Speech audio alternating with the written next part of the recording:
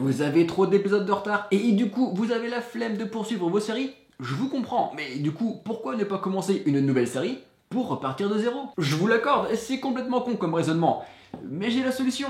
Fais-moi peur, une série en 3 épisodes. Bon, dans les faits, avec ce concept de vidéo, j'ai une seule minute pour vous convaincre de regarder la série. Mais je sais pas pourquoi, je sens que je vais encore faire plus. Tiens d'ailleurs, moi du futur qui est en plein montage, est-ce que j'ai explosé ce temps? Je te déteste. Il y a tellement de trucs à faire que j'ai plus de vie, j'ai même pas eu le temps de me raser, je suis moche. La prochaine fois que je me vois, je me défonce. Je vous l'avais dit. Et puisque j'en suis à vous confesser des trucs, contrairement à ce que son titre peut laisser penser, Fais-moi peur, c'est pas une série d'horreur. En tout cas, pas si vous avez plus de 13 ans. Et si vous avez grandi dans les années 90, ou que vous avez une Nickelodeon, ou que vous possédez une vraie culture des séries diffusées sur Canal J ou les minicums à une époque, et bah ce titre devrait d'ailleurs vous dire quelque chose. Et c'est normal. À la base, la série Fais-moi peur est une série destinée aux jeunes ados, diffusée entre 1990 et 2000, et qui avait le même principe que la série Chair de poule, adaptée des célèbres romans de R.L. Stein et diffusée quasiment à la même époque, nous raconter des histoires qui font peur en jouant sur nos pires angoisses d'enfants. Les poupées flippantes, les maisons abandonnées, les fantômes, les voisins tordus, les insectes, etc.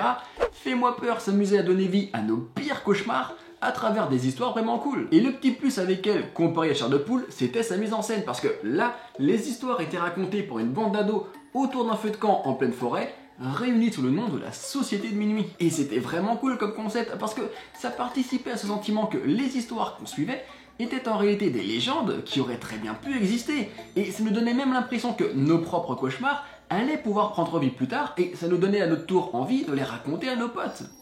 You know when you get really scared? You can always tell yourself that it's just a movie. But sometimes a movie seems so real that it's hard to tell the difference between what's make-believe and what's really there. J'adorais cette série. Et là, vous allez me dire, ouais, bon, d'accord, c'est cool, mais pourquoi est-ce que tu nous parles de cette série maintenant, si elle est terminée depuis 20 ans? Alors déjà, aïe putain de coup de vieux dans la gueule. Et puis ensuite, la série a récemment eu le droit à un reboot en 3 épisodes spécialement lancé pour Halloween. Et ce qui est génial, c'est qu'ils ont gardé le concept initial, mais qu'ils l'ont également réinventé. Dans la série originale, on voyait les ados au début et à la fin de chaque épisode. Et c'était tout, on les connaissait pas vraiment. Alors que dans ce reboot, on suit vraiment les personnages, ce sont eux les stars de la série. Et ce qui est vraiment satisfaisant, c'est que ce sont pas de simples clichés d'ados écrits à la va-vite. Au contraire, en seulement 3 épisodes, on les trouve attachants, on vibre avec eux et on a envie de les retrouver. Et ça c'est fort. Alors attention, moi je suis évidemment pas en train de vous dire qu'on est sur de la psychologie des personnages ultra poussée façon Breaking Bad. On reste sur du basique, mais c'est efficace. À la fin, on est vraiment content de suivre leur aventure. Now, am I still going alone? Or are you all going to join me? Nope. No. The hardest now imaginable. Yeah, what you just said made it 10 times worse. Et pour ça, on peut féliciter les comédiens qui sont plutôt crédibles et qui jouent bien, mais également les scénaristes qui arrivent à faire en sorte que ces personnages soient complémentaires, utiles et ne se répètent pas, comme c'est un petit peu trop souvent le cas dans ce genre de concept. Autre point cool de ce reboot, on a 3 épisodes, mais c'est la même histoire sur les 3, alors que dans la série originale, c'était plutôt un épisode égale une histoire d'horreur différente. Alors, ça peut être décevant qu'on a aimé le format de la vieille série, mais le petit twist mis en place pour légitimer ça est vraiment sympa, parce que là, la bande d'ados réalise que l'une des histoires qu'ils se sont racontées au coin du feu est en train de prendre vie, et les menace. Ouais, désolé, ça c'est mon rire de menace, ça va, je suis pas acteur, hein. C'est tout con et c'est pas forcément original, mais encore une fois, c'est ultra efficace. On est captivé, on veut absolument savoir la suite parce que la tension et la petite frustration montent au fil des minutes et des épisodes, et ça remet en avant cette petite peur que, peut-être, les légendes qu'on entend depuis qu'on est gamin existe vraiment. Évidemment, ça reste destiné à un jeune public, mais même en tant qu'adulte, c'est amusant de le penser. On se prend le jeu très facilement, on entre dans l'histoire, dans cette ambiance très facilement. Are we good? I think so.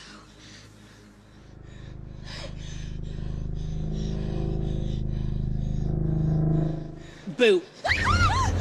Et ça là, on le doit à sa mise en scène qui est absolument incroyable. On sent que l'équipe qui est derrière la série n'a pas voulu prendre son public pour de simples gamins. Là où la série d'origine était sympa et vivante, mais en même temps assez classique et presque cheap dans sa forme, le reboot ici est ultra créatif et inventif. On a le droit à des plans et des effets de caméra absolument magnifiques. C'est un truc auquel je m'attendais absolument pas en lançant la série, mais on en prend plein les yeux par moments. Et il y a même des séquences très originales qui jouent parfaitement avec les codes des films d'horreur.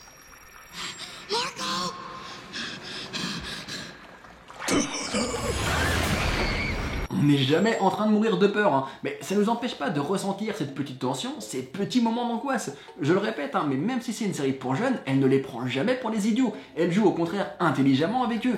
Et c'est ce qui m'a vraiment surpris positivement en fait. Alors clairement, hein, si vous êtes fan de séries d'horreur, genre ça ou ça, fais-moi peur, ça va pas vous plaire. Hein. Encore une fois, ça vise principalement un public de Nickelodeon ou un public qui veut juste pas se prendre la tête.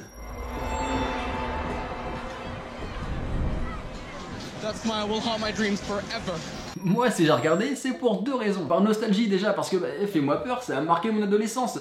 C'était rare ce genre de série à l'époque, et je trouvais ce concept à la fois fou et angoissant. Et aussi parce que mon rêve, en dehors de mon travail ou de YouTube, c'est d'écrire des livres jeunesse destinés aux 7 à 13 ans.